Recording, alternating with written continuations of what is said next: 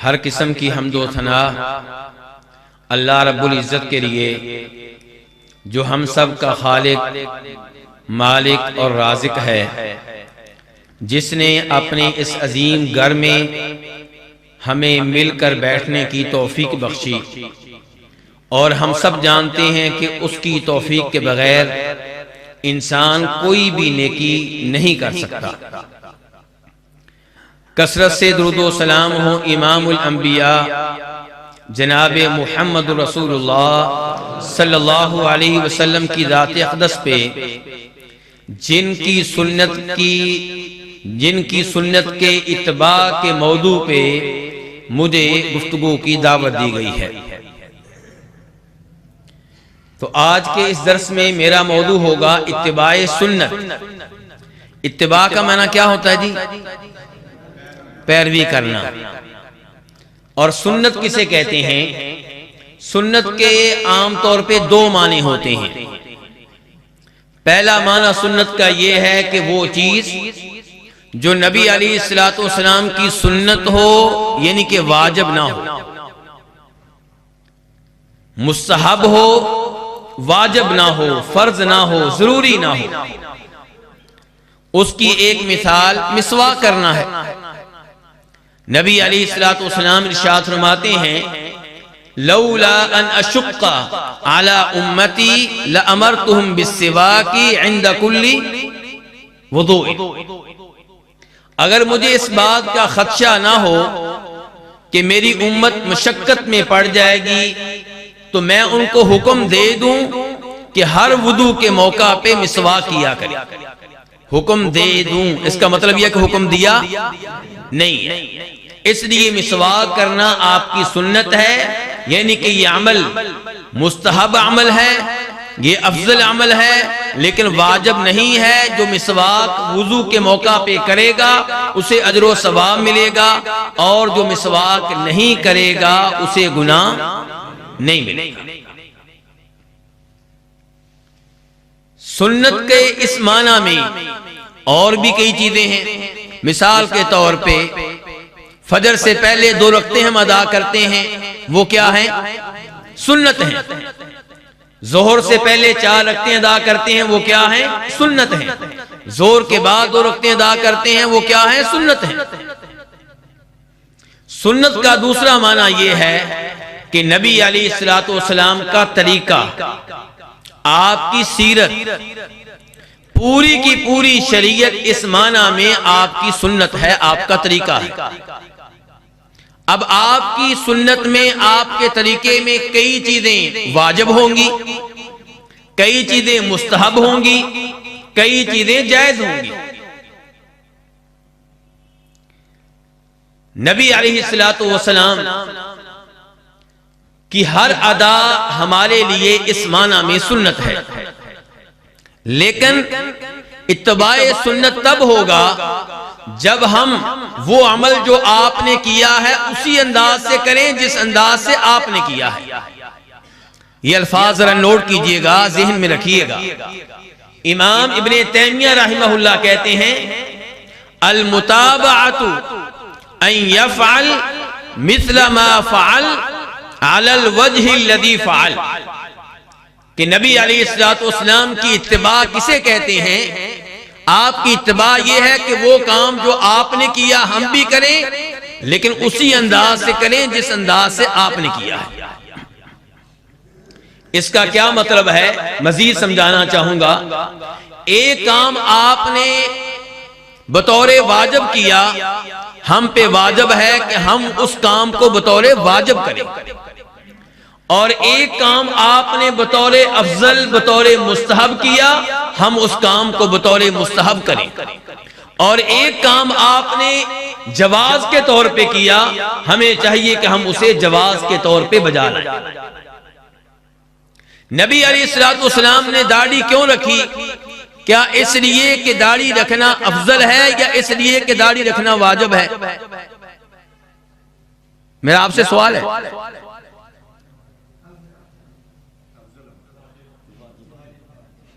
इख्तलाफ हो गया उलमाए किराम में, एक ही मस्जिद के नमाजियों में इख्तलाफ हो गया। तो दाढ़ी आपकी सुन्नत है या दाढ़ी रखना वाजिब है? वो भाई बताएं जिनकी दाढ़ी नहीं, उनसे पूछते हैं। बताएं भाई फिर क्या हुआ जी? जी क्या है जी? सुन्नत है। और मेरे भाई जिनकी दाढ़ी नहीं है, बताएं क्या है ये दाढ़ी रखना? तो सही बात यह है कि दाढ़ी रखना आपका वो तरीका है जिस पे अमल करना वाजिब है, जरूरी है, लाजमी है, फर्ज है। दाढ़ी मूंढने वाला गुनहगार है। नबी अलैहिस्सलाम 5 वक्त की नमाजें पढ़ते थे कि नहीं पढ़ते थे? तो जोहर की नमाज मेरे भाई सुन्नत है कि वाजिब है? जी फर्ज है, वाजिब है। इसलिए मैं कह रहा था आपकी इत्तिबा क्या है कि जिस तरीके पे आपने अमल किया उस तरीके पे हम अमल करें, उसी अंदाज से जिस अंदाज से आपने अमल किया। नबी अलैहिस्सलाम से साबित है कि आपने खड़े होकर पानी पिया। हदीस से साबित है, सही हदीस है। खड़े होकर पानी पीना ये अफजल है कि वाजिब है?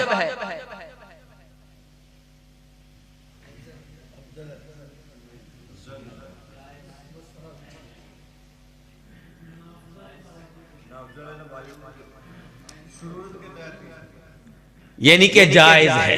ये क्या है? जायज है। अगर कोई आदमी कहे नहीं जी हदीस में आया है कि नबी अलैहिस्सलाम ने खड़े होकर पानी पिया है, इसलिए मैं खड़े होकर पानी पी रहा हूं और ये बड़ा अफजल अमल है, मुझे जरूर सवाब मिलेगा क्योंकि मैंने आप वाला तरीका इख्तियार किया है, तो उसकी ये बात गलत होगी।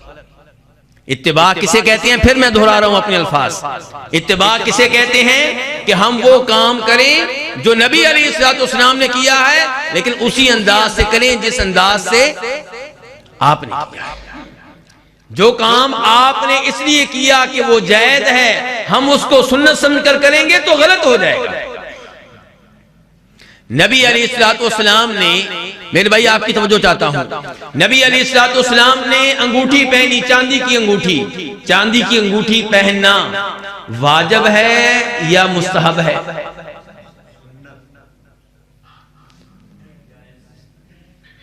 जायज वाले कौन से भाई हैं?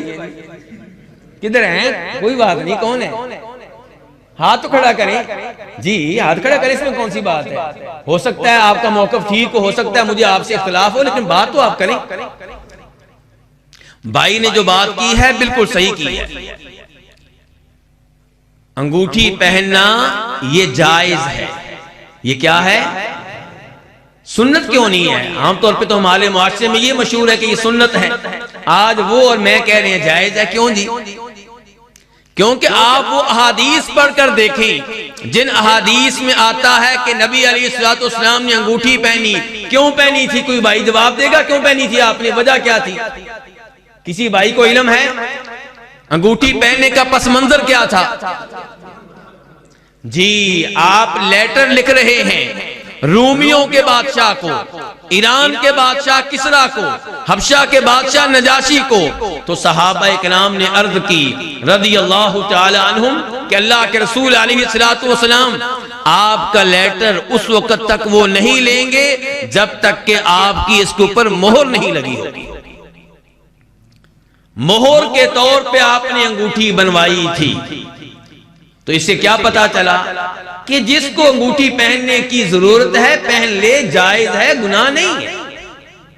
इस सब के बावजूद अगर कोई आदमी अंगूठी इसलिए पहनता है कि नबी अलैहिस्सलाम ने पहनी थी, उसे इस मोहब्बत का सवाब मिलेगा।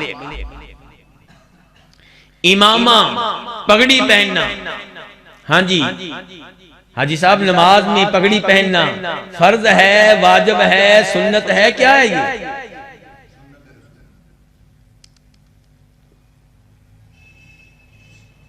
नबी अलैहिस्सलाम ने इमामा पहना, पगड़ी पहनी, भाई कह रहे हैं इसलिए सुन्नत है। नबी अलैहिस्सलाम 2 चादरें आमतौर पे पहनते थे। 2 चादरें पहनना क्या होगा? वो भी सुन्नत है। चलिए मजीद आगे चलते हैं। आप अरबी जुबान बोलते थे, अरबी बोलना क्या होगा?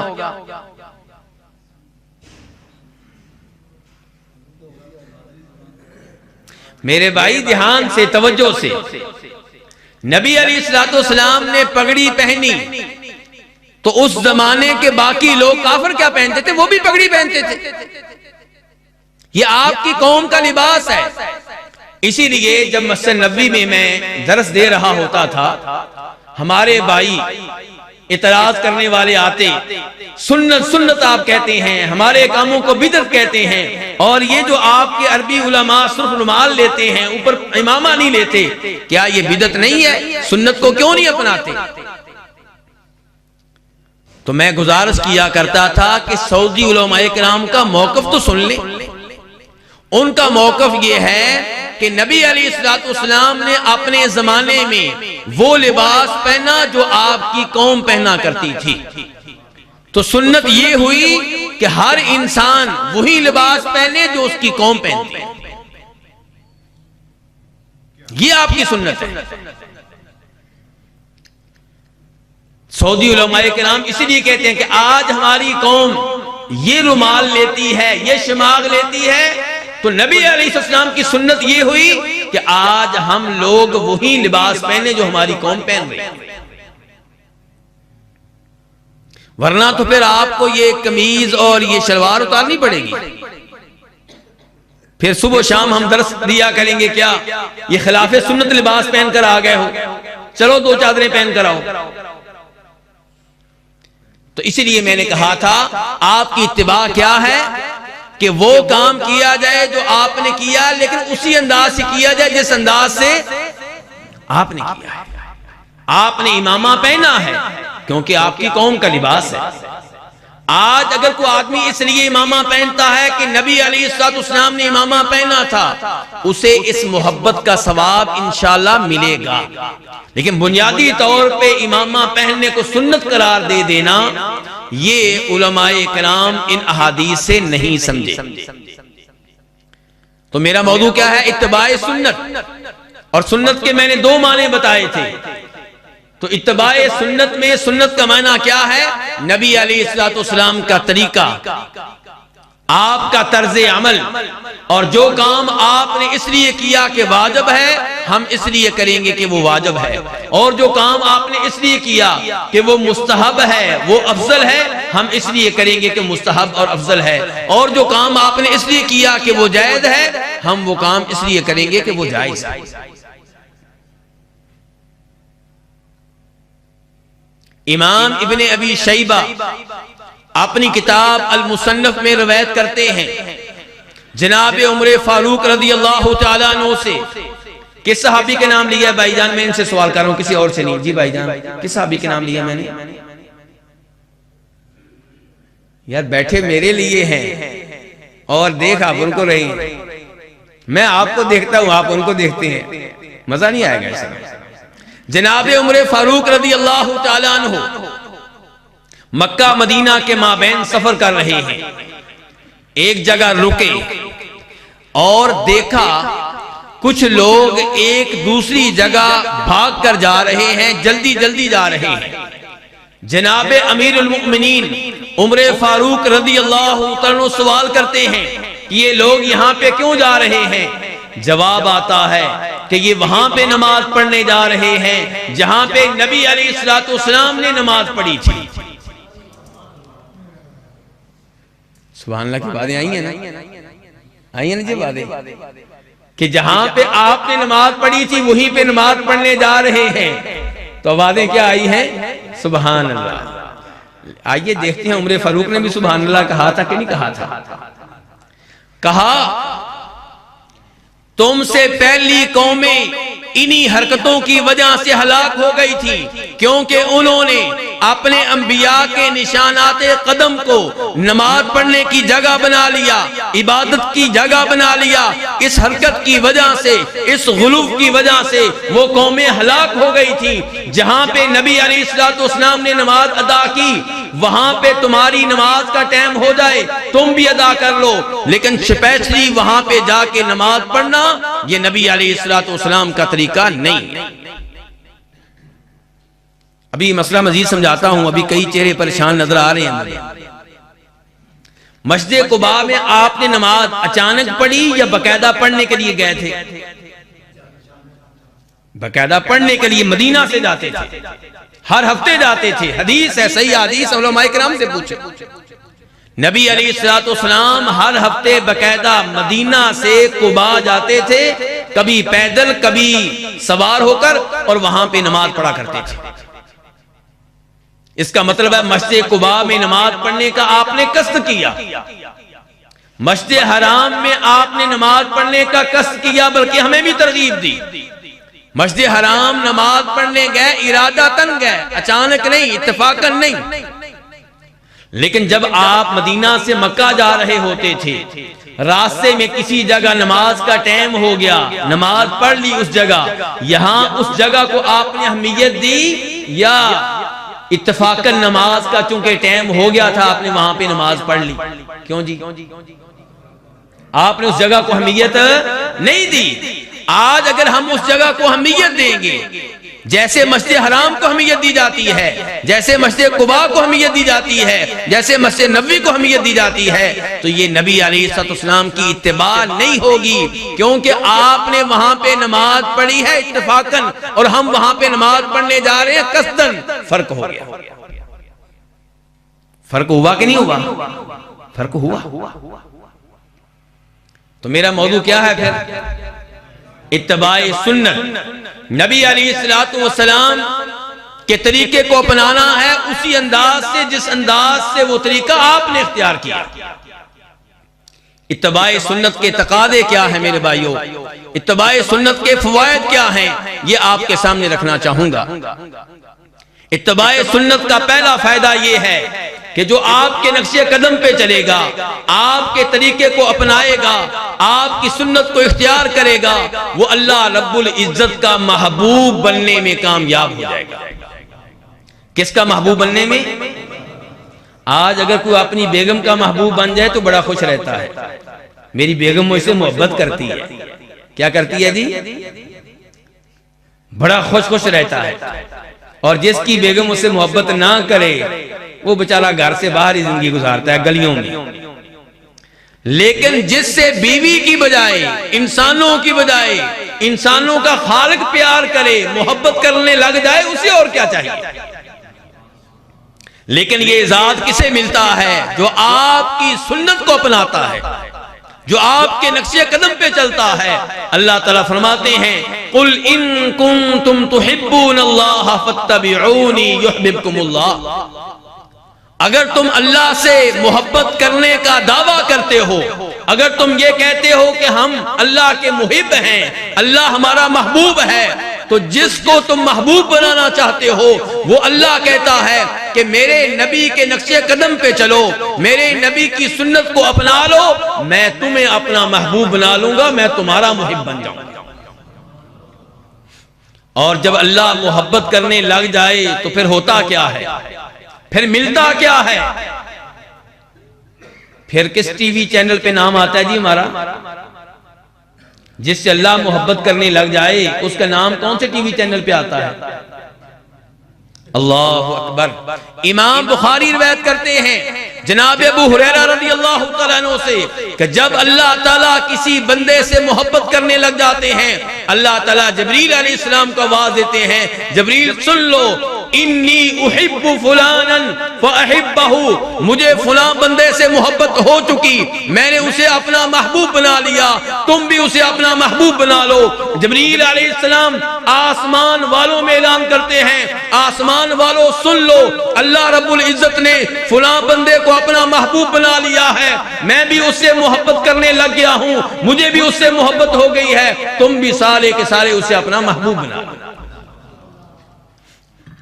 लो जी, काम खराब हो चुका है, लोग आपको देखना शुरू हो गए। मैं तकरीर 2 मिनट के लिए रोक देता हूँ, आपकी वजह से नहीं, उनकी वजह से। आपने तो अपना काम करना नहीं, आपके तो मुझे कोई इतराज नहीं है।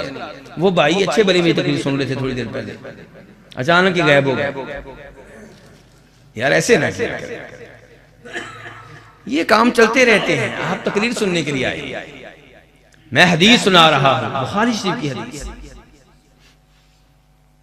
अल्लाह की मोहब्बत की बातें थी, आपने मेरी तवज्जो भी तकसीम कर दी, उसके बाद मेरी गुफ्तगू उधर ही रुक गई। तो फिर आसमान वाले फरिश्ते सारे के सारे उस बंदे से मोहब्बत करने लग जाते हैं जिसको अल्लाह ताला अपना महबूब बना चुके होते हैं।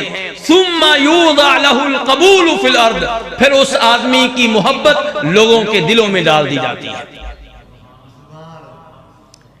फिर आप क्या कहते हैं, यार फला आदमी की मजलिस में बैठता हूं तो बड़ा मजा आता है, दिल करता है उसे देखता रहूं, दिल करता है उसकी मजलिस में रहूं, दिल करता है उसके साथ सफर करूं, दिल करता है कि जिस शहर में वो रहता है उस शहर में मैं मुंतकिल हो जाऊं।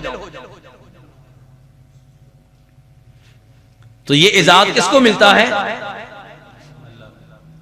अल्लाह के नबी को, अल्लाह के कौन से बंदे को? आपने तो जवाब दे दिया, लेकिन ये कहां थे मेरे भाई जिनसे मैं गुफ्तगू कर रहा हूं? यार ऐसे ना किया करें। अच्छा, जब आप गुफ्तगू सुनते हैं बस सुभान अल्लाह ही कहते हैं, लगता है तवज्जो आपकी नहीं होती। मैं तो जरा सवाल कर लेता हूं और कई खतीब सवाल नहीं करते तो उनकी इज्जत रह जाती है। लेकिन इसका मतलब आपको पता कुछ नहीं होता, बस वैसे कहते हैं खतीब जोश में आया सुभान अल्लाह। यार ऐसे ना करें, ऐसे ना करें। इस तरह आपका भी टाइम जाया होगा, मेरा भी टाइम जाया होगा। आपकी मुकम्मल तवज्जो चाहता हूं। मैंने पूरी हदीस बयान कर ली और आपको पता ही नहीं क्यों बयान की।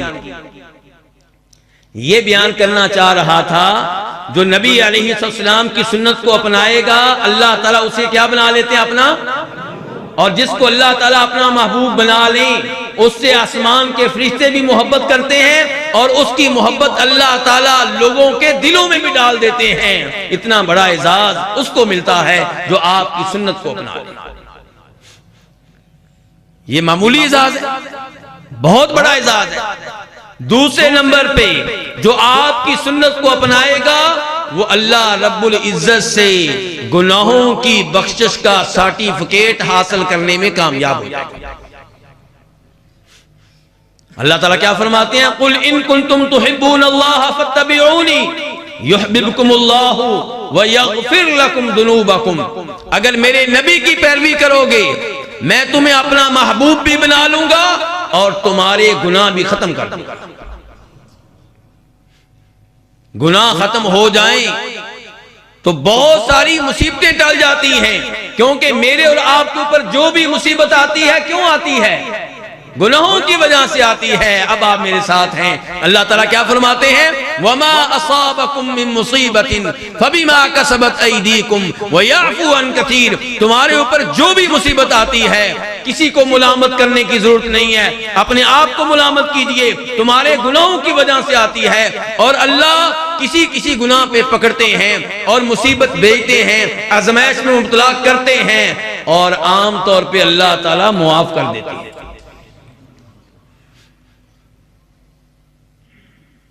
इसीलिए इमाम हसन बसरी के पास कोई आदमी आया था, मेरे पास औलाद नहीं है, तो क्या कहा था? क्या करो?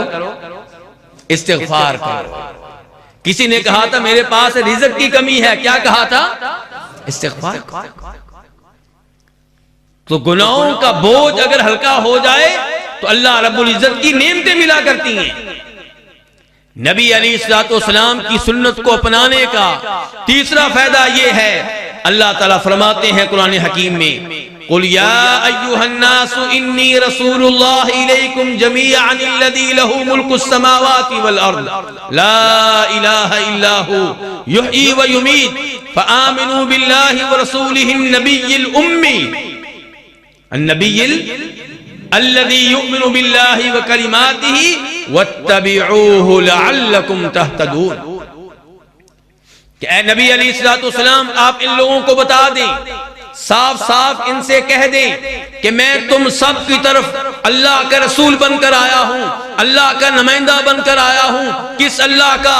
जो अल्लाह आसमानों का मालिक है, जो अल्लाह तमाम जमीनों का मालिक है, वो अल्लाह जिसके अलावा कोई भी माबूद बरहक नहीं है, वो अल्लाह जिसके अलावा कोई भी ऐसा नहीं है जिसको सजदा किया जाए, जिसको रुकू किया जाए, जिसको मुश्किल औकात में पुकारा जाए, जिससे दुआएं की जाएं। युहयी व युमीत, वो अल्लाह जो मौत व हयात का मालिक है। इसलिए ऐ लोगों, अल्लाह पे सही मानों में ईमान ले आओ, अल्लाह के रसूल पे ईमान ले आओ। अल्लाह ताला कहते हैं वत्तबिऊ, मेरे इस नबी की पैरवी करो, लअल्लकुम तहतदून, ताकि तुम्हें हिदायत मिल जाए। हिदायत मिल जाना ये छोटी नेमत है कि बड़ी नेमत है?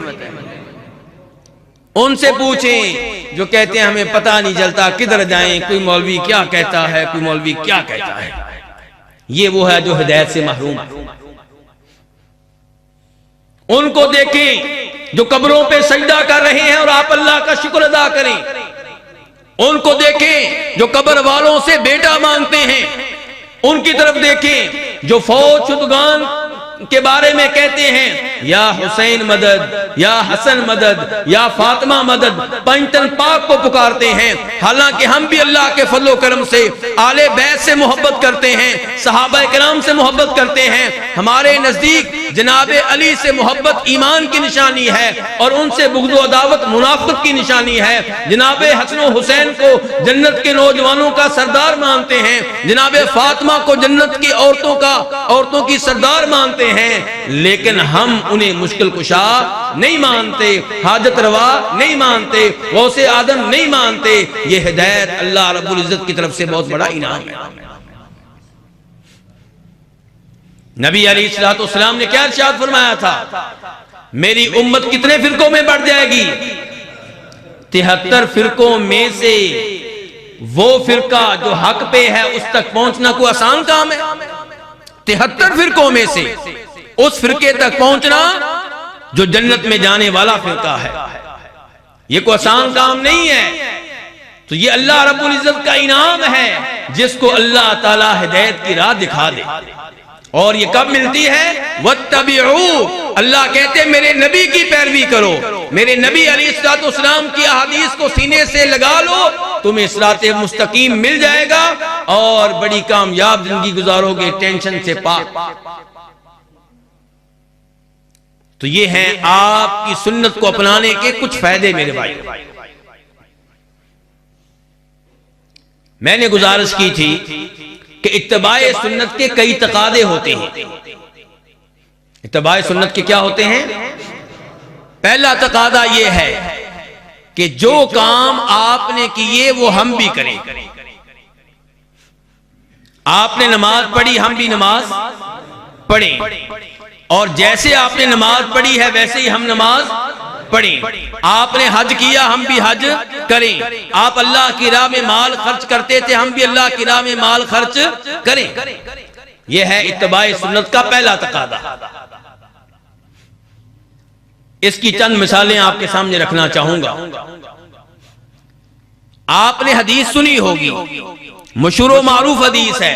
इमाम बुखारी उसे रिवायत करते हैं कि जनाब उमर फारूक रज़ी अल्लाह तआला अन्हु हजर अस्वद के पास आते हैं। हजर अस्वद को मुखातब करके कहते हैं, हजर अस्वद को क्या करके? ये हजर अस्वद सुनता है कि उसको मुखातब किया था? नहीं। तो फिर हमारे भाई क्यों कहते हैं कि अगर कब्र वाले नहीं सुनते तो उन्हें अस्सलामु अलैकुम क्यों कहते हो, उन्हें मुखातब क्यों करते हो? हमारे भाई क्या कहते हैं? अगर कब्र वाले, अब बोलिए जरा, अगर कब्र वाले नहीं सुनते तो फिर क्यों कहते हो कि तुम्हारे ऊपर सलामती नाज़िल, उन्हें मुखातब क्यों करते हो? हमारा जवाब यह है कि जिसको मुखातब करें जरूरी नहीं कि वो सुनता हो। जनाब उमर फारूक ने हजरत अस्वद को मुखातब किया है, क्या वो सुनता था? और जब भी इस्लामी महीने का नया चांद तुलू होता है उसको देखकर कौन सी दुआ पढ़ी जाती? कौन सा भाई सुनाएगा? किसको आती? जरा हाथ खड़ा करें। हाँ जी, कोई भी नहीं पढ़ता यहां का नमाजी, या जंग वालों को मुआफ है? जी सुनाएं।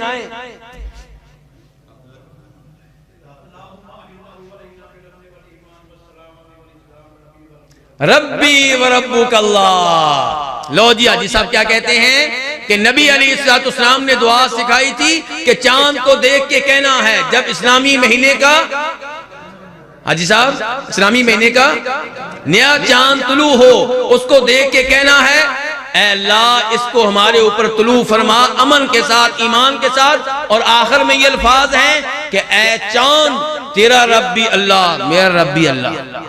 ये चांद सुनता है जी, फिर मुखातब क्यों करते हैं? और कोई अकीदा ठीक हुआ कि नहीं हुआ? कुरान ने वादे अकीदा दे दिया कि वमा अंत बिमुस्मिन मन फिल कुबूर, कि जो भी कब्रों में हैं उन्हें आप अपनी आवाज नहीं सुना सकते। कुरान ने कह दिया इन्नका ला तुस्मिल मौता, फौत शुदगान को आप अपनी आवाज नहीं सुना सकते। और ये भाई कहते हैं कुरान के वादे आयतों को छोड़ के कहते हैं, अच्छा फिर उनको मुखातब क्यों करते हैं? क्यों कहते हैं अस्सलामु अलैकुम अहलुल कबूर, ए कब्र वालों तुम्हारे ऊपर सलामती नाजिल हो। मेरे भाई हम उनके लिए दुआ करते हैं और दुआ करने का यहाँ पे यही अंदाज है जो नबी अलैहिस्सलाम ने सिखाया है। और भी कई दलाइल हैं, लेकिन अपने असल मौजू की तरफ चलते हैं। असल मौजू क्या था जी हमारा? इत्तबाए सुन्नत। उसके बाद मैं क्या बयान कर रहा था? जब मैं अकीदे की तरफ निकल गया, क्या बयान कर रहा था?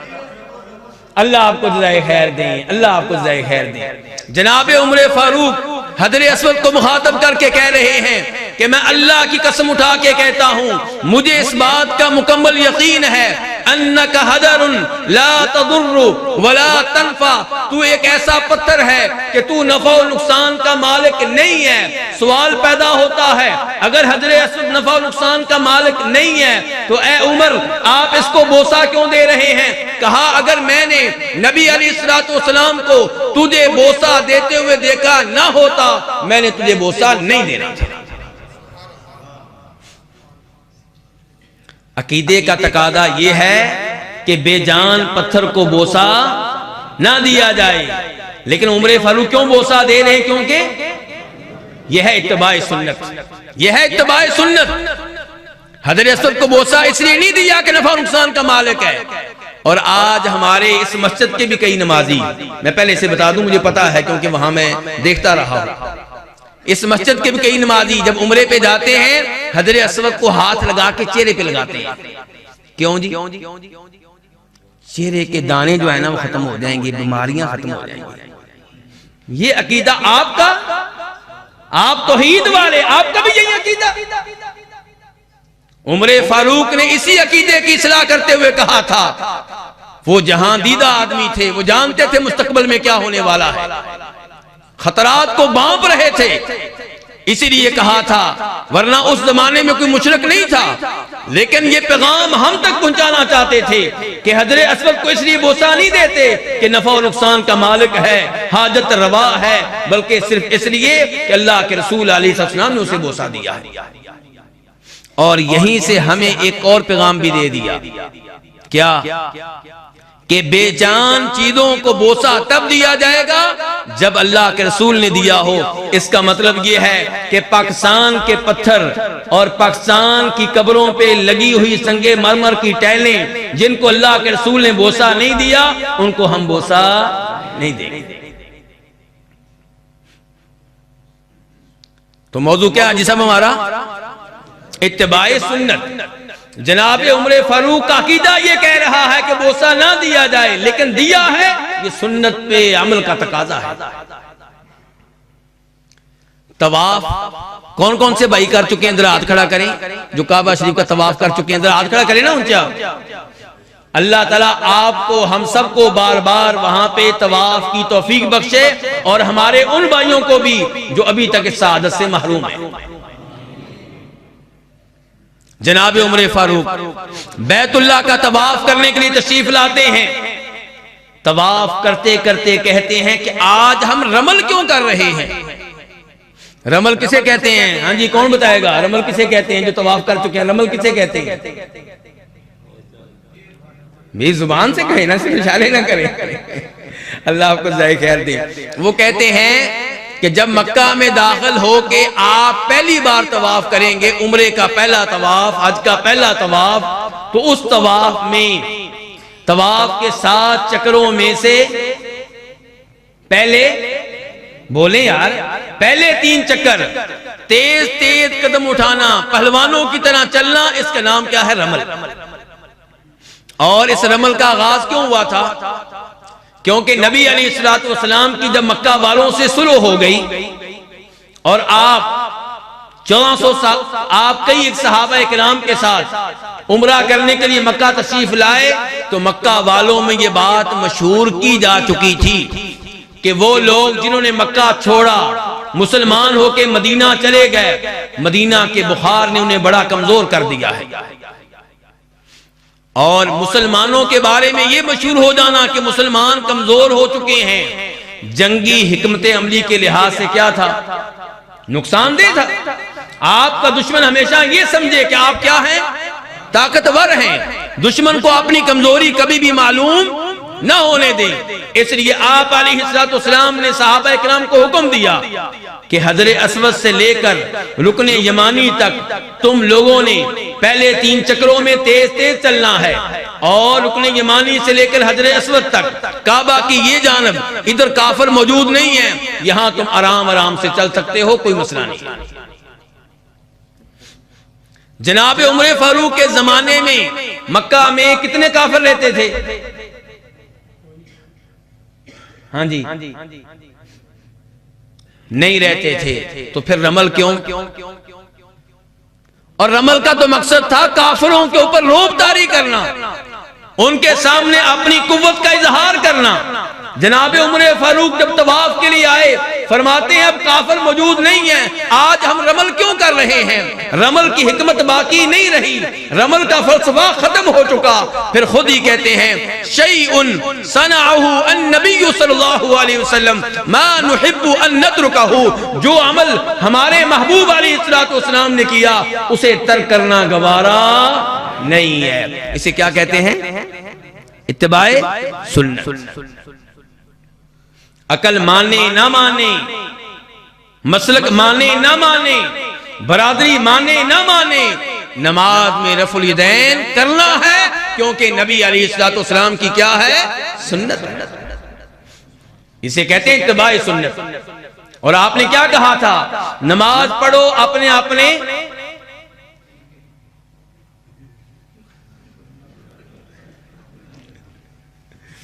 वो बात कर गए ना।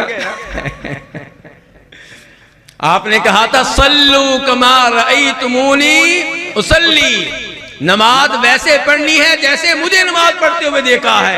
ये नहीं कहा था अपने अपने मसलक के मुताबिक, अपने अपने शहर के हालात के मुताबिक, अपने अपने मोहल्ले की मस्जिद के मुताबिक नहीं, नमाज वैसे पढ़नी है जैसे आमना के लाल ने पढ़ी है सल्लल्लाहु अलैहि वसल्लम। यह है इत्तिबाए सुन्नत। यही वजह है, मुस्लिम शरीफ की हदीस है कि एक सहाबी मस्जिद में तशरीफ लाते हैं, नबी अलैहिस्सलातु वस्सलाम मस्जिद की एक जानब बैठे हुए हैं, सहाबी ने आके 2 रकअतें नमाज अदा की, फिर नबी अलैहिस्सलातु वस्सलाम के करीब आके सलाम अर्ज किया। पहले क्या किया जी? पहले नमाज पढ़ी है कि पहले सलाम किया है? तो मदीना में जाकर पहले आप सलाम करेंगे कि पहले मस्जिद नबी में 2 रकअतें नमाज पढ़ेंगे? हाजी साहब क्या कर गए? आप तो अच्छे बड़े समझदार हैं, आपने कहा नहीं है।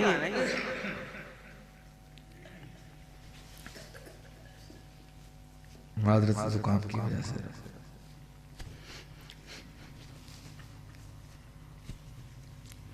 तो मेरे भाई, सहाबी ने पहले नमाज पढ़ी है, वो तो सलाम किया होगा जो मस्जिद में दाखिल होके करती हैं, लेकिन बकायदा आपके पास आकर आपको सलाम कहना, ये सहाबी ने काम बाद में किया है, पहले नमाज पढ़ी है। आपके पास आए और आपने सलाम का जवाब दिया और कहा इरजे फसल्ली फइन्नका लम तुसल्ली, वापस चले जाओ, नमाज पढ़ो, तुमने नमाज नहीं पढ़ी। और पढ़ी थी कि नहीं पढ़ी थी? अल्लाह के रसूल कह रहे नहीं पढ़ी। जी हाँ, सुन्नत की पैरवी उसमें नहीं की गई, आपका तरीका इख्तियार नहीं किया गया, इसलिए आपने कहा वापस जाओ, नमाज पढ़ो, तुमने नमाज नहीं पढ़ी। सहाबी वापस जाते हैं, फिर नमाज पढ़ते हैं, नमाज पढ़कर फिर वापस आते हैं, फिर सलाम कहते हैं।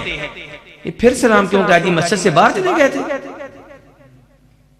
हम तो अपने घर में कोई सलाम नहीं कहते, क्यों जी? घर में एक दफा दाखिल हो जाएं तो बड़ी मुश्किल से पहला सलाम कहते हैं, उसके बाद बस अब सलाम की घर के अंदर जरूरत, अल्लाह की तरफ से सलामती की अब जरूरत हमें नहीं है ना। तो फिर बच्चे को क्यों नहीं सिखाते, बेगम साहबा क्यों नहीं सिखाते कि जब भी मेरे कमरे में आना है सलाम कहना है, पानी देने आए सलाम कहना है, खाना लेकर आए सलाम कहना है, चाय लेकर आए सलाम कहना है। बार बार तुम भी सवाब लेती जाओ, मुझे भी सवाब का मौका देती जाओ, बार बार ये दुआएं करती जाओ कि या अल्लाह अपनी सलामती नाज़िल फरमा। सहाबी ने सलाम किया, आपने सलाम का जवाब दिया और फिर क्या कहा, इरजे फसल्ली फइन्नका लम तुसल्ली, वापस चले जाओ, नमाज पढ़ो, तुमने नमाज नहीं पढ़ी। सहाबी फिर चले गए, फिर नमाज पढ़कर आए। 3 दफा ऐसे हुआ। जब चौथी बार आपने यही अल्फाज कहे तो सहाबी कहते हैं वल्लदी बाअसका बिल हक, उस जात की कसम जिसने आपको हक देकर भेजा है, मा उहसिनु गैरा हादा, नमाज पढ़ने का इससे बेहतर तरीका मुझे नहीं आता, फअल्लिमनी, आप मुझे नमाज का तरीका सिखा दे। 3 दफा नमाज रिजेक्ट हुई है, किसकी, सहाबी की। और लोग कहते हैं हमारे इमाम साहब ने जो कह दिया वो गलत नहीं हो सकता। यहां पे नमाज किसकी रिजेक्ट हो गई है, और सहाबी से बढ़कर इमाम कौन होगा, उससे बढ़कर वली कौन होगा। जब सहाबी की 3 बार नमाज इसलिए रिजेक्ट हुई कि नबी अलैहिस्सलाम के तरीके के मुताबिक नहीं थी, तो फिर मैं और आप कैसे कह सकते हैं कि जो मेरे मसलक के बुजुर्गों ने कह दिया वही हक है।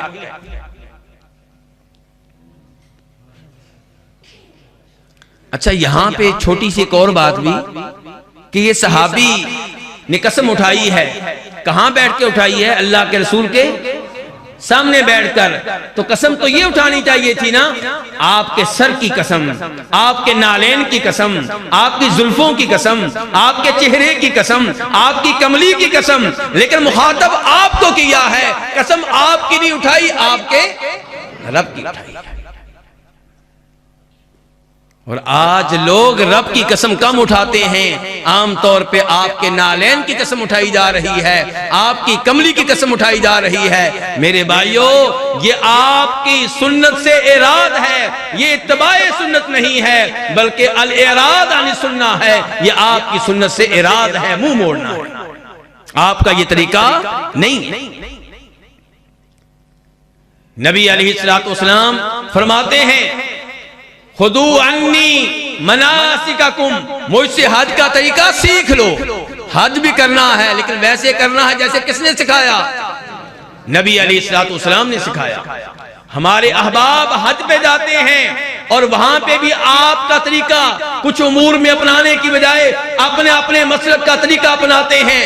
नबी अलैहिस्सलाम ने मैदान अरफात में 2 नमाजों को, ज़ोहर असर को जमा किया था। 1 अजान 2 इकामत के साथ 2-2 रकते ज़ोहर असर की पढ़ाई थी। हमारे भाई इस हदीस पे अमल नहीं करते, इस सुन्नत पे अमल नहीं करते और फिर बहाने करते हैं क्योंकि अल्लाह के रसूल ने ऐसा इसलिए किया था कि आप तो मुसाफिर थे, आप तो मदीना से आए थे और हम तो 19 दिन से मक्का में रह रहे हैं। मेरे भाई, हदीस है अबू दाऊद शरीफ की, हदीस है मुस्लिम शरीफ की, नबी अलैहिस्सलाम के वो सहाबी कहते हैं जिनकी रहश मक्का में थी कि हमने आपके पीछे हज के दौरान मिना में नमाजें पढ़ी, कसर नमाजें पढ़ी। मेरे भाई, इत्तबाए सुन्नत में खैर है। जो हिदायत पाना चाहता है, सिराते मुस्तकीम पे लगना चाहता है, जन्नत की राह पे लगना चाहता है, उसको ये आज़म करना चाहिए कि हर मसले में नबी अलैहिस्सलाम की सही हदीस पे अमल करूंगा। जब आपकी सही हदीस मिल जाए फिर दाएं बाएं नहीं देखूंगा। नबी अलैहिस्सलाम की सुन्नत की पैरवी का तकादा यह है कि जब आपकी हदीस आ जाए फिर इंसान अपनी अकल की तरफ ना देखे, अपनी राय की तरफ ना देखे, अपने बुजुर्गों की तरफ ना देखे, अपने मसलक की तरफ ना देखे। एक नमूना आपके सामने रखना चाहूंगा। जनाब अब्दुल्ला बिन उमर रज़ी अल्लाह ताला, अल्लाह उनसे भी राजी हो, उनके तवज्जो नहीं है, तवज्जो थी, जवाब आपने सही देना है, तवज्जो नहीं। उनके वालिद से भी राजी हो, अल्लाह उनसे भी राजी हो, उनके वालिद से भी राजी हो। ये अब्दुल्ला बिन उमर हदीस बयान करते हैं कि नबी अलैहिस्सलाम ने फरमाया था, ला तमनाउ इमा अल्लाह मसाजिद अल्लाह, अल्लाह की बंदियों को मस्जिद में आने से ना रोको। इनके साहबजादे, किनके? अब्दुल्ला बिन उमर के साहबजादे कहते हैं, मैं तो अपनी बेगम को मस्जिद में नहीं आने दूंगा। बाप ने हदीस सुनाई और बेटा आगे से क्या कह रहा है कि मैं अपनी बेगम को मस्जिद में नहीं आने दूंगा, मैं उसे मस्जिद में आने की इजाजत नहीं दूंगा। सुनिए सुन्नत की कीमत क्या है, सुन्नत का मकाम क्या है। जनाब अब्दुल्ला बिन उमर अपने बेटे के सीने पे थप्पड़ रसीद करते हैं और कहते हैं, लानकल्लाह लानकल्लाह लानकल्लाह, अल्लाह की तेरे ऊपर लानतें नाज़िल हो। मैं तुझे हदीसे रसूल सुना रहा हूं और तेरी ये जुर्रत, तेरी ये जसारत कि तू आगे से कह रहा है कि मैं अपनी बेगम को मस्जिद में नहीं आने दूंगा। यह है नबी अलैहिस्सलाम की हदीस का मकाम, यह है आपकी सुन्नत का मकाम जिसे सहाबा किराम पहचानते थे।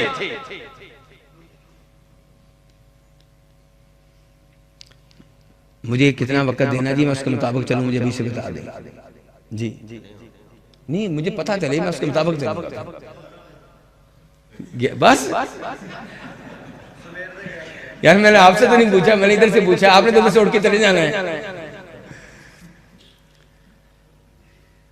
इमाम इब्ने माजा वगैरह रवायत करते हैं कि जनाब अमीर मुआविया के उस जमाने में, जबकि वो शाम के गवर्नर हुआ करते थे। कहां के गवर्नर? अच्छा, उन्हें शाम का गवर्नर बनाने वाला कौन था? सबसे पहले जनाब उमर फारूक ने बनाया था, जनाब उस्मान ने बरकरार रखा। इससे पता चलता है कि जनाब अमीर मुआविया में ऐसी कायदाना सलाहियतें थीं जिन्हें जनाब उमर फारूक ने पढ़ लिया था। ऐसे नहीं गवर्नर बना दिया था। और शाम का इलाका उस जमाने में वो इलाका था जिसके करीब उस जमाने का अमेरिका था, जिसके करीब उस जमाने का क्या था? क्या वो कौन? रूम। शाम पे, शाम के इर्द गिर्द रूमियों की हुकूमत हुआ करती थी। फिर शाम तो मुसलमानों के पास आ गया, लेकिन दाएं बाएं अभी तक रूम बैठा हुआ था। तो जनाब अमीर मुआविया, उनकी ड्यूटी लगी है कि रूमियों से जिहाद जारी रखना है, और वो जिहाद का आलम उठाए हुए हैं, अल्लाह की राह में लड़ रहे हैं। उनकी क़ियादत में उबादा बिन सामित रज़ियल्लाहु अन्हु भी जिहाद कर रहे हैं। किस सहाबी का नाम दिया है? इनका नाम इस मस्जिद में मशहूर मारूफ है कि कौन सी हदीस के लिहाज से? सूरह फातिहा के लिहाज से। किसने जवाब दिया है? माशाअल्लाह, अल्लाह आपके इल्म में इजाफा फरमाए। उबादा बिन सामित ये भी जिहाद कर रहे हैं जनाब अमीर मुआविया की क़ियादत में। एक जगह फतह मिली, बहुत सा माल इनके हाथ में आया, तो वहां पे सहाबा किराम आपस में बै करने लगे। क्या कर रहे हैं? सोने चांदी के सिक्के देकर सोने चांदी की डलियां खरीद रहे हैं। सोने चांदी के सिक्के देकर क्या खरीद रहे हैं? सोने चांदी की डलियां। तो जनाब उबादा बिन सामित कहने लगे, या अय्युहन्नास इन्नकुम ताकुलून रिबा, लोगों ये क्या कर रहे हो? सूद खा रहे हो। क्यों जी, इसमें सूद वाली कौन सी बात है? कौन सा भाई बताएगा इसमें सूद वाली कौन सी बात है जी? तो फिर क्या हो गया? इसमें गलती क्या है? ये वो सूद है जो आप जैसे हाजी नमाजी भी खाते हैं, आप जैसे हाजी नमाजी, दाढ़ी वाले, हज करने वाले भी खाते हैं। ये सूद की वो किस्म है। ये जीनस के बदले जीनस। अल्लाह आपको जज़ाए खैर दें। जनाब उबादा बिन सामित ने उस मौका पे कहा था कि नबी अलैहिस्सलाम का फरमान है, आपने कानून दिया है, एक उसूल दिया है कि सोने की जब सोने के साथ बै होगी, दोनों जानब से सोना एक मिकदार का होना चाहिए। एक तोला सोना देकर एक तोला लेंगे, चाहे नया हो चाहे एक दूसरी जानब से पुराना हो। समझ गया मसला।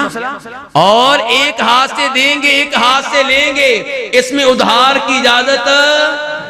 और जंग की अक्सर शादियां कैसे होती हैं, सुनारे से कहते हैं मेरी बेटी की शादी है, इतना जेवर बना दो, और जब गंदम की फसल उठाएंगे तब आपको कीमत जायज है। बिल्कुल जायज नहीं, बिल्कुल जायज नहीं है, ये सूद है। सोने की बैच जब होगी, एक हाथ से दे एक हाथ से ले, और जितना सोना देंगे उतना ही लेंगे, चाहे इधर पुराना हो उधर नया हो। अगर आप समझते हैं कि आपका पुराना है उसका नया है तो कैसे बराबर हो सकते हैं, तो उसका हल मौजूद है। क्या करें आप अपना पुराना सोना बेचें, पैसे ले लें, उसके बाद उसी आदमी से या किसी और आदमी से नया सोना खरीद लें। लेकिन सोना 4 ग्राम देकर 3.5 ग्राम वापस लेना ये दुरुस्त नहीं है, ये जायज नहीं है। यही काम वहां पे हो रहा था। सोने चांदी के सिक्के का वजन कितना होता है सबको पता था, लेकिन सोने की डलियां, चांदी की डलियां, इनका वजन मालूम नहीं था। और ये क्या है, ये सूद है।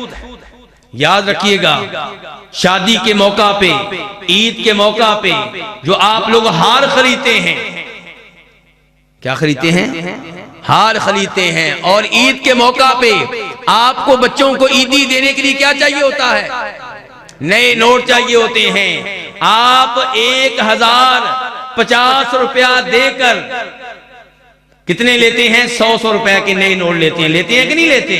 ये जो 50 रुपया आपने ऊपर दिया, ये क्या है, ये सूद है। ये क्या है, ये सूद है। यही बात उबादा बिन सामत वादे कर रहे हैं, कह रहे हैं कि लोगों तुम सूद खा रहे हो। मेरे भाई तवज्जो से जनाब अमीर मुआविया आगे से फरमाते हैं कि अबुल वलीद इसमें सूद वाली कौन सी बात है? मेरे ख्याल में ये सूद नहीं है। सूद तब होगा जब एक जानब से उधार हो। यहाँ पे तो एक हाथ से दे रहे हैं एक हाथ से ले रहे हैं, इसमें सूद वाली कोई बात नहीं है मेरी राय के मुताबिक। ये कौन कह रहे हैं? जनाब अमीर मुआविया। और उबादा बिन सामत ने क्या चीज सुनाई थी? हदीस सुनाई थी। अल्लाह आपका भला करे। उन्होंने हदीस पेश की थी। जनाब अमीर मुआविया हदीस के मुकाबले में ये कह बैठे, बशर थे, इंसान थे, कि मेरी राय में ये सूद नहीं है। उबादा बिन सामत ने फिर क्या कहा था? अल्लाह अकबर। जानते हैं? कहा मुआविया सुन लो, मैं तुम्हें हदीसे रसूल सुना रहा हूं सल्लल्लाहु अलैहि वसल्लम, और तुम उसके मुकाबले में अपनी राय पेश कर रहे हो, अपना ख्याल पेश कर रहे हो।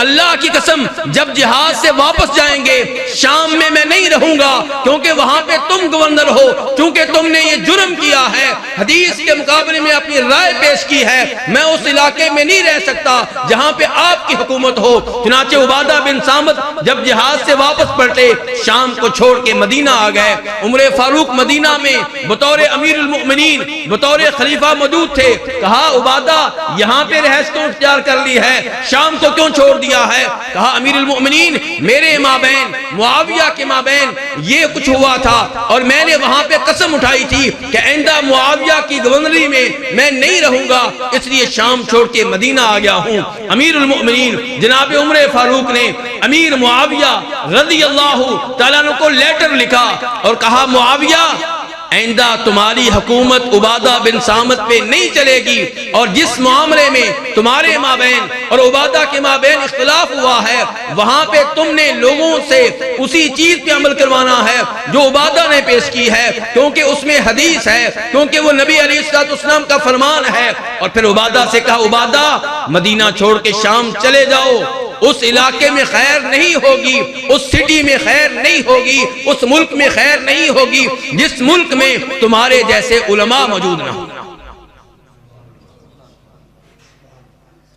सुभान अल्लाह तो आपने कह दिया, लेकिन अब मेरा सवाल ये होगा कि मैंने ये हदीस, ये वाक़या बयान क्यों किया है? सूद के मुताल्लिक़, क्योंकि आज मेरा मौजू क्या है? तो ये कहें ना अल्लाह के बंदे, फिर ये कहें कि चूंकि जनाब अमीर मुआविया से ये गलती हुई, कि उन्होंने हदीस के मुकाबले में क्या पेश की थी? अपनी राय पेश की थी। तो उबादा बिन सामत बाइकार करने में कहां तक चले गए थे? कहा मैं उस इलाके में नहीं रहूंगा जिस इलाके में आपकी हुकूमत हो। यह है नबी अलैहिस्सलाम की हदीस का मकाम, यह है सुन्नत का मकाम, यह है इत्तिबाए सुन्नत के तकादे। मेरे भाइयों, इत्तिबाए सुन्नत का एक तकादा यह है कि नबी अलैहिस्सलाम के तरीक़े कार पे इक्तफा किया जाए और दीन में कोई नई चीज दाखिल ना की जाए। नमाज पढ़ने से पहले नियत करना जायज है कि जायज नहीं है?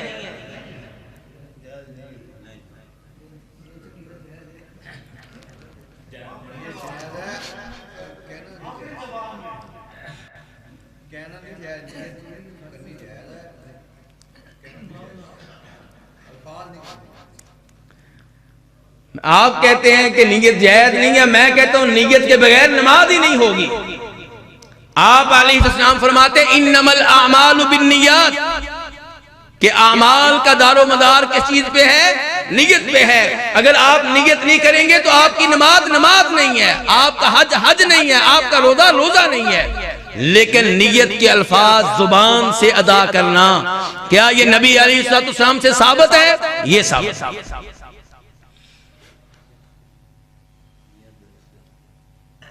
ये तीजा, ये सातवां, ये 40वां, ये बरसी, ये उर्स, ये कुलखानी की महफिलें, ये सारी चीजें नबी अलैहिस्सलाम से साबित नहीं है। ये इत्तिबाए सुन्नत के खिलाफ है। ये इस बात का इजहार है कि जैसे नबी अलैहिस्सलाम ने कई चीजें इजाद की, कई चीजें बताई, कई चीजों को सुन्नत करार दिया, ऐसे ही नऊज़ बिल्लाह हमारे बुजुर्गों को भी हक हासिल है कि वो भी दीन में कई ऐसी चीजें दाखिल कर। और आपने क्या इरशाद फरमाया था? मन अहदथ फी अमरिना हादा मा लैसा मिन्हु फहुव रद्दुन, जो हमारे इस दीन में नया काम दाखिल करेगा तो वो नया काम क्या हो जाएगा? रिजेक्ट हो जाएगा, मरदूद होगा, नाकाबिले कबूल होगा। मन आमिला अमलन लैसा अलैहि अमरुना फहुव रद्दुन, मुस्लिम शरीफ की हदीस है, जिसने कोई भी ऐसा अमल किया जिसके ऊपर हमारी स्टैंप नहीं लगी हुई, जिसकी हमने तस्दीक नहीं की, जिसका हमने ऑर्डर नहीं दिया, जो हमसे साबित नहीं है, वो मरदूद है, नाकाबिले कबूल है। अल्लाह रब्बुल इज्जत उसे उस आदमी के मुंह पे दे मारेंगे जिसने वो अमल किया।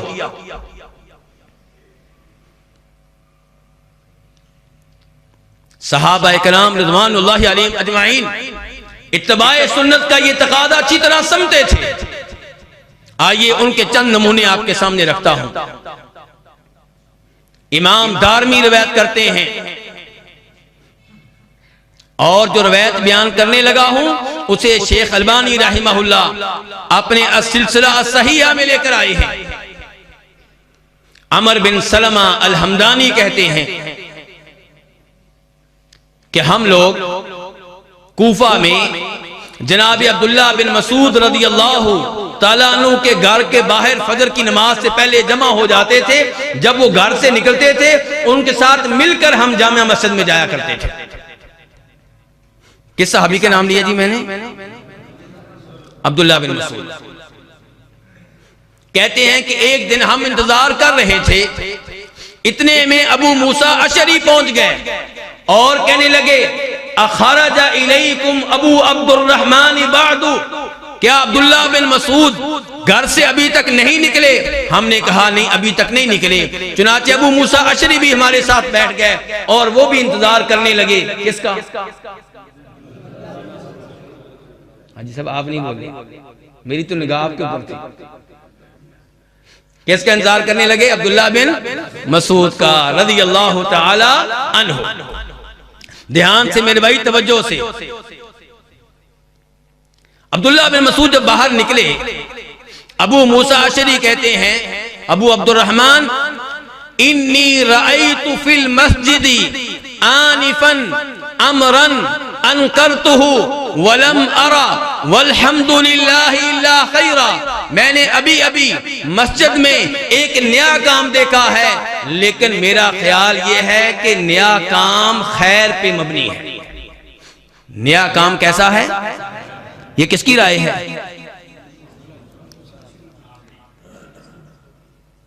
अबू मूसा अशरी रज़ियल्लाहु ताला अन्हु।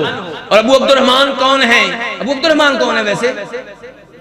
अब्दुल्लाह बिन मसूद, ध्यान से, वरना कोई मसला ना बन जाए। ऐसा ना हो कि आप उसको कुछ और समझते रहें और इसको कुछ और समझते रहें, वो भाई फिर वो फूल नगर वाला मामला ना हो जाए कहीं। तो ध्यान से, अब्दुल्लाह बिन मसूद कौन है? अबू अब्दुर्रहमान है। तो अब्दुल्लाह बिन मसूद से अबू मूसा अशरी कह रहे हैं कि मैंने मस्जिद में एक नया काम देखा है, लेकिन मेरी राय यह है कि वो खैर का काम है।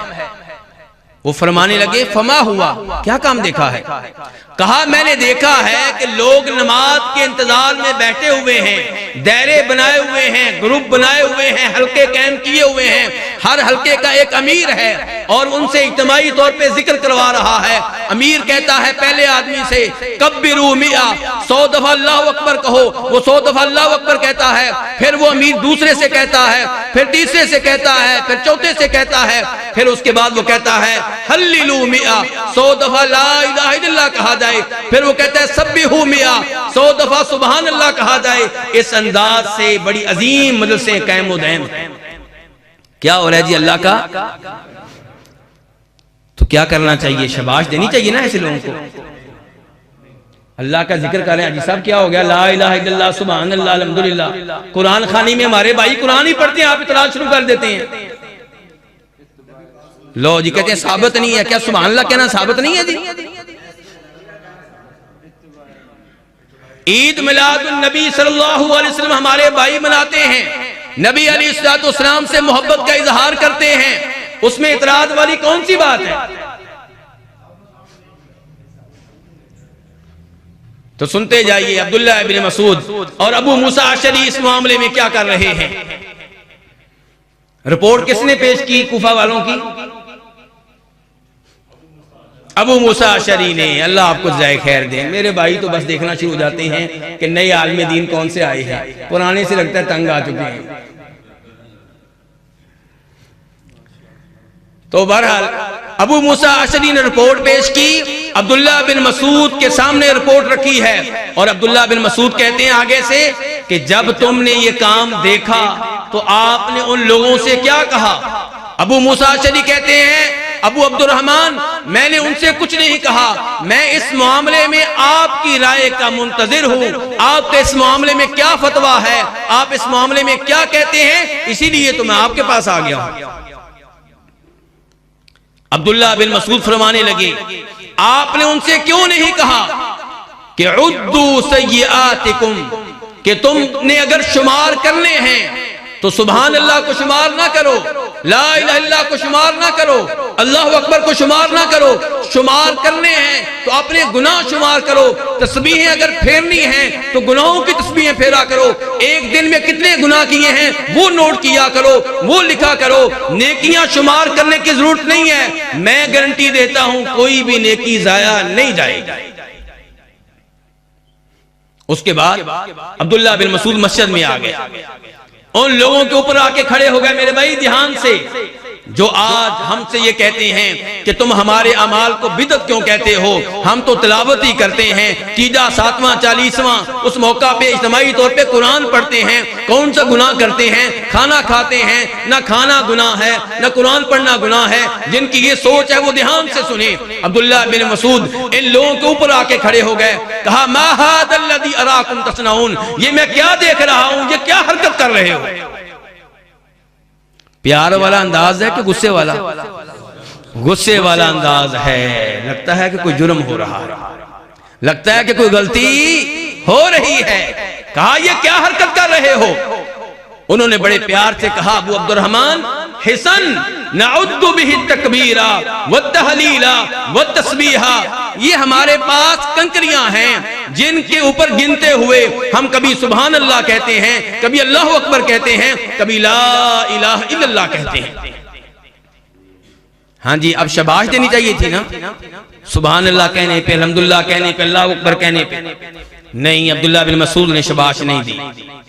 मेरी और आपकी अकल नाकस अकल है, ये शबाश का तकादा करती है, लेकिन सहाबा इकराम की अकल वही अब्दुल्लाह इब्न मसूद, वही अब्दुल्लाह इब्न मसूद जिनके बारे में आप कहते हैं कि वो फकीह हैं, जिनके बारे में आप क्या कहते हैं कि वो फकीह हैं। कुछ सहाबा इकराम को आप फकीह मानने के लिए तैयार नहीं है, अब्दुल्लाह बिन मसूद को तो फकीह मानते हो ना। ये अब्दुल्लाह बिन मसूद कह रहे हैं, क्या कहते हैं, उनके ऊपर खड़े हो गए, कहा उद्दू सय्यातिकुम, अपने गुनाह शुमार करो, मैं गारंटी देता हूं तुम्हारी कोई भी नेकी ज़ाया नहीं जाएगी। फिर कहा वही हकुम उम्मत मुहम्मद सल्लल्लाहु अलैहि वसल्लम मा असरा हलकतकुम हाउलाई सहाबतु नबिय्यिकुम सल्लल्लाहु अलैहि वसल्लम मुतवाफिरून व हादिही सियाबुहु लम तबला व आनियतुहु लम तुक्सर। तुम लोगों ने कितनी जल्दी हलाकत का रास्ता इख्तियार कर लिया है। अभी तो नबी अलैहिस्सलाम के शागिर्द आपके सहाबा किराम तुम में कसरत से मौजूद हैं। अभी तो आपका वो लिबास जो आप पहना करते थे वो सीधा नहीं हुआ, अभी तो वो बर्तन जो आप इस्तेमाल किया करते थे टूटे नहीं हैं। इतनी जल्दी तुमने हलाकत का रास्ता इख्तियार कर लिया है। वल्लदी नफ्सी बियदी इन्नकुम लअला मिल्लतिन हिया अहदा मिन मिल्लति मुहम्मद औ मुफ्ततिहु बाब ज़लाला। तुम दो हालतों से खाली नहीं हो, या तो तुमने आज वो तरीका अपना लिया है जो मोहम्मद अलैहिस्सलाम को भी मालूम नहीं था, तुम उनसे भी ज्यादा हिदायत याफ्ता निकले, तुम उनसे भी ज्यादा अक्लमंद निकले, तुम उनसे भी ज्यादा सिराते मुस्तकीम पे चलने वाले निकले, वरना तुमने आज गुमराही का दरवाजा खोल दिया है। अब क्या होगा जी, अल्लाह के रसूल से ज्यादा समझदार होंगे। अब्दुल्लाह बिन मसूद कह रहे हैं कि अब जब एक चीज का इंतखाब कर लो, या ये कहो कि ये नेकी का वो काम है जो अल्लाह के रसूल को मालूम नहीं था, हमें मालूम हो गया है, या ये मान लो कि तुमने गुमराही का दरवाजा खोल दिया है। नमाज अदा करने से पहले ऊंची आवाज से नमाज की नियत करने वाले भाई, या तो ये मान लें कि ये इबादत का वो तरीका है जो नऊज़ बिल्लाह सहाबा किराम को मालूम नहीं था, आप लोगों को मालूम हो गया, और या फिर मान लें कि ऐसा गलत काम कर रहे हैं जो गुमराही पे मबनी है। ये तीजा, ये सातवां, ये 40वां, ये बरसी, ये उर्स, इनके बारे में या तो ये कहें कि हमने नेकी का वो रास्ता तलाश कर लिया जो नऊज़ बिल्लाह नबी अलैहिस्सलाम को मालूम नहीं था, सहाबा किराम को मालूम नहीं था, या फिर मान लें कि गुमराही का दरवाजा खोल लिया है। वो आगे से सवाइयां पेश करने लगे, कहने लगे अबू अब्दुर्रहमान वल्लाहि मा अरदना इल्लल खैर, अल्लाह की कसम हमारा इरादा बुरा नहीं है, हमने खैर का इरादा किया है, हमारी नीयत बिल्कुल साफ है। और मेरे भाइयों, किसी अमल के मकबूल होने के लिए कितनी शर्तें हैं? 3। कौन कौन सी?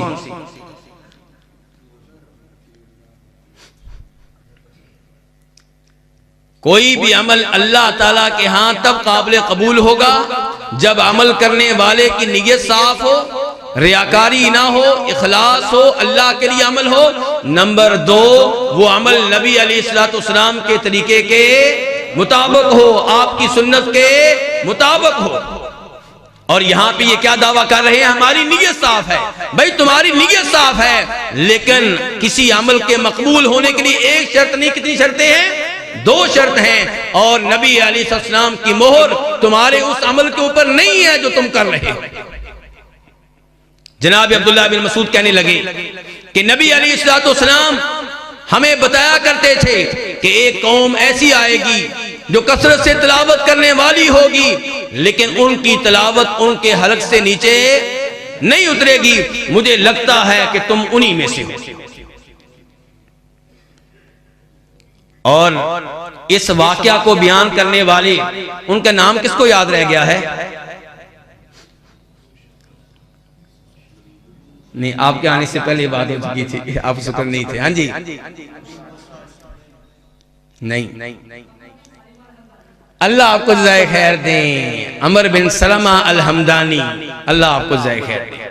उन्होंने ये वाकया नकल किया है। वो कहते हैं कि जब हमारी जनाबे अली की क़यादत में खारजियों से लड़ाई हुई तो जो लोग हमारे ऊपर तीर चला रहे थे, नेज़े चला रहे थे, तलवारें चला रहे थे, उन्हें जब हमने देखा तो उनमें यही लोग मौजूद थे जो कूफा की मस्जिद में ये मजलिसें लगाया करते थे, ये हल्के कैंप किया करते थे। इससे क्या पता चला, जब आप एक बिदत को इख्तियार करेंगे, फिर दूसरी बिदत, फिर तीसरी बिदत, फलम्मा ज़ागू अज़ाग़ल्लाहु क़ुलूबहुम, जब वो टेढ़े हुए तो अल्लाह ने उनके दिलों को टेढ़ा कर दिया। ये है नुकसानात सुन्नत को तर्क करने के। तो मेरे भाइयों, इसलिए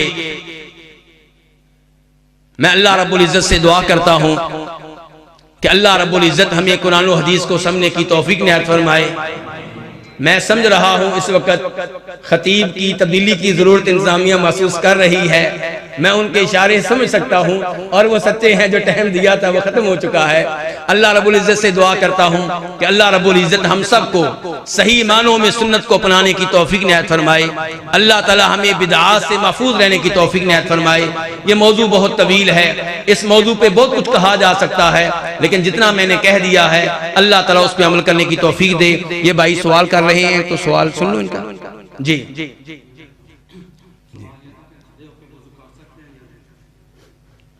बैठ जाए मेरे भाई। वुजू जैसे भी आप करना चाहें मेरे भाई कर सकते हैं, इसमें कोई मसला नहीं। आप खड़े होकर वुदू करना चाहें खड़े होकर कर सकते हैं, बैठ के करना चाहें बैठ के कर सकते हैं, इसमें कोई मसला नहीं है। सल्लल्लाहु अलैहि वसल्लम। देखें सहाबा किराम रिज़वानुल्लाहि अलैहिम अजमाइन अत्तहियात पढ़ा करते थे और अत्तहियात में लफ्ज़ आता है ना क्या, व अशहदु अन्ना मुहम्मदन अब्दुहु व रसूलुहु। तो वहां पे नबी अलैहिस्सलाम ने ये नहीं सिखाया कि उसी मौका पे कहा जाए सल्लल्लाहु अलैहि वसल्लम, बाद में दुरूद शरीफ पढ़ना ही है। अजान में क्या कहते हैं हम, अशहदु अन्ना मुहम्मदन, तो अजान के बाद हमने दुरूद पढ़ना है कि नहीं पढ़ना। इसलिए ये मौके जिस तरह हदीस में आए हैं इनको वैसे ही रहने दें। और किसी भाई का सवाल? जी हाँ जी, इमाम साहब को तनख्वाह देना जायज है जी, और देनी तो जायज है। ये पूछे लेनी जायज है कि नहीं जायज, देने में क्या हर्ज है? एक मिनट, पहले वो भाई है जी, पहले वो भाई हदीस सुनाए जी। कहते हैं हदीस सुनाए जिससे पता चले कि इमाम साहब को तनख्वाह देनी जायज है। अल्लाह अकबर। इमाम बुखारी रिवायत करते हैं अबू सईद हमारे क्या बने, मेजबान बने और हमारी खिदमत करें, क्योंकि हम मुसाफिर लोग हैं, खाने के लिए हमारे पास कुछ नहीं है। तो उन्होंने उनकी मेजबानी करने से इनकार कर दिया। बाद में उनके सरदार को, उनके चौधरी साहब को किसी बिच्छू वगैरह ने डस लिया, सांप ने डस लिया। अब वो तलाश करने लगे, वो जो उसका इलाज कर सके अपने टोटके उन्होंने आजमा लिए, कामयाबी नहीं मिली। कहा आमतौर पे ये होता है कि आप लोग मौलवी साहब की करते हैं बेइज्जती, मौलवी साहब कहते हैं, उनकी औलाद भी कहती है बाजी रोज रोज आपकी बेइज्जती हमारी आंखों के सामने होती है, हम ये मंजर नहीं देख सकते। फिर मौलवी साहब सोचते हैं कि कोई कारोबार करना चाहिए, वो कोई ना कोई कारोबार शुरू कर देते हैं। फिर आप कहते हैं लो जी मौलवी साहब अब खुतबा ही नहीं देते। भाई अब उन्होंने भी दुकान खोलनी है आपकी तरह, वो भी 12 बजे अब मस्जिद में आएंगे आपकी तरह। तो इन उलमाए किराम का शुक्रिया अदा किया करें जो थोड़ी सी तनख्वाह पे मस्जिद को संभाले हुए हैं। आलमे दीन बड़ी मुश्किल से तैयार होता है, आप उसकी तौहीन करके उसको जाया कर देते हैं। वो उसको भी अल्लाह ने 2 हाथ दिए हैं, उसको अल्लाह ने अकल दी है। अगर रेडी लगाने का तरीका आपको आता है तो उसको भी आता है, लेकिन वो रेडी लगा लेगा, आप उसकी जगह पे आके खुतबा नहीं दे सके। मैं चकवाल में दर्स दे रहा था, वहां के आलमे दीन, वहां पे भी ये सवाल आया, तो वो कहने लगे मैं तो ऐसा इतराज करने वालों से बस एक बात कहा करता हूं, मैं उनसे कहा करता हूं कि सारी नमाजें मैं फ्री में पढ़ाऊंगा, बस आप 2 ड्यूटियां मुझसे ले लें, एक खुतबा आप दे दिया करें, एक फजर की नमाज पढ़ा दिया करें। आप कहते हैं ना फी सबीलिल्लाह ये काम करना चाहिए, तो फी सबीलिल्लाह आप ये काम करें, क्या किया करें, एक फजर की नमाज पढ़ा दिया करें एक, और बाकी सारी नमाजें मैं फी सबीलिल्लाह पढ़ा दूंगा। और मेरे भाई याद रखिएगा, आलिम दीन जिसको आपने इमाम मुकर्रर किया है, हक बात यह है कि वो नमाज पढ़ाने पे मुआवजा नहीं ले रहा। वो मुआवजा किस चीज पे ले रहा है जानते हैं? ड्यूटी पे। आपने उसको पाबंद कर दिया है कि 5 नमाजें यहां पे पढ़ानी हैं। अगर वो आजाद हो तो नमाज तो पढ़ेगा, लेकिन एक नमाज यहां पे पढ़ेगा, दूसरी नमाज दूसरे मोहल्ले में उसको कोई काम होगा उधर पढ़ लेगा, तीसरी नमाज किसी और मोहल्ले में उसे कोई काम होगा उधर पढ़ लेगा। लेकिन जब आप उनके लेट आने पे घड़ियां देखते हैं, वो लेट आए तो उनको घूरते हैं, इस घूरने की घड़ियां देखने की वो तनख्वाह लेता है। ये जो आपने कहा है ना कि आप 1 महीने में सिर्फ 1 छुट्टी कर सकते हैं, ये पाबंदी लगाई है, इसकी वो तनख्वाह लेता है। नमाज पढ़ाने की वो तनख्वाह नहीं लेता, और सबसे कम तनख्वाह उसकी है। इतनी तनख्वाह तो स्कूल के चपरासी की नहीं होती जितनी मौलवी साहब को आप देते हैं। और फिर भी इतराज़ात, फिर भी उसकी बेइज्जती, फिर भी उसकी तौहीन। उलमाए किराम की इज्जत किया करें, जो सबब हैं आप तक दीन पहुंचाने में। याद रखिए, आप अपने घर में जब उलमाए किराम के खिलाफ बातें करते हैं तो उनकी गीबत करते हैं, उसका नुकसान सबसे पहले आपको होता है, आलिम दीन को बाद में होता है। आपको क्या होता है? आपकी औलाद मस्जिद से मुतनफर हो जाती है, आपकी औलाद दाढ़ी वालों से मुतनफर हो जाती है, क्योंकि रोज बरोज आप मौलवी साहब के खिलाफ बातें करते हैं। आपकी औलाद उलमा से मुतनफर हो जाती है, फिर आप औलाद को मस्जिद में भेजते हैं, वो जाती नहीं है। और फिर मौलवी साहब, अगर आपकी औलाद मौलवी साहब से मोहब्बत करे, मौलवी साहब आपकी औलाद को बताएंगे वालिदैन के हुकूक क्या है। लेकिन आपने अपनी औलाद को मौलवी साहब से मुतनफर कर दिया, मस्जिद से मुतनफर कर दिया, अब उनको कौन बताए कि वालिदैन के हुकूक क्या है।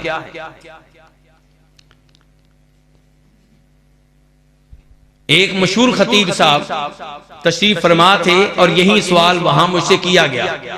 मैं उसका जवाब देने लगा तो उन्होंने कहा, जी शेख साहब ये जवाब आप ना दें, इस सवाल का जवाब मैंने देना। मैंने कहा ठीक है। उन्होंने फिर क्या जवाब दिया था? कहने लगे, कुछ लोगों ने ये नारा लगाया था कि उस मौलवी साहब के पीछे नमाज पढ़नी चाहिए जो तनख्वाह ना लेता हो। उनकी 17 मस्जिदें कराची में बंद पड़ी। ये वो खतीब साहब कह रहे थे, और जिम्मेदार खतीब साहब हैं, अच्छे खतीब साहब हैं, मुहक्किक किस्म के खतीब साहब हैं। उन्होंने क्या कहा कि जिन्होंने ये नारा लगाया था कि ऐसे इमाम के पीछे नमाज पढ़नी चाहिए तनख्वाह ना लेता हो, उनकी कराची में कितनी मस्जिदें बंद पड़ी हैं? 17। अल्लाह के बंदो, आलिम दीन, उसको आप 13,000 रुपया देते हैं, 10,000 रुपया देते हैं, उसको आपने मौलवी भी बनाया हुआ है, खतीब भी बनाया हुआ है, बच्चों को भी पढ़ाता है, मस्जिद की सफाई भी करवाता है, पंखे भी बंद करवाता है, जुमे के दिन सफे भी साफ हो जाती हैं। ऐसा मजदूर कहां मिलेगा? उसका शुक्रिया अदा किया करें, उसकी कदर किया करें, उसको दुआएं दिया करें, और कोशिश करें कि वो मस्जिद को ना छोड़े, मस्जिद में रहे। वरना मस्जिद छोड़ के फैक्ट्री में चला गया तो गुनाह में आप शरीक हो। अल्लाह रब्बुल इज्जत से दुआ है कि अल्लाह ताला आपका ये बैठना कबूल फरमाए। बाकी खतीब साहब हजरात आ चुके हैं, इसलिए यहीं पे इक्तफा करते हैं। अल्लाह ताला उन भाइयों को जज़ाए खैर दे जिन्होंने आज के प्रोग्राम का इनेकाद किया और जिन्होंने इस प्रोग्राम के लिए मेहनत की, इस पे पैसा लगाया, इसके लिए टाइम दिया, इसके लिए बंदोबस्त किया। अल्लाह ताला सबकी मेहनतें कबूल फरमाए और आप सबको, हम सबको अल्लाह ताला अपनी जन्नत में जमा फरमाए। व आखिर दावाना अनिल हम्दुलिल्लाहि रब्बिल आलमीन।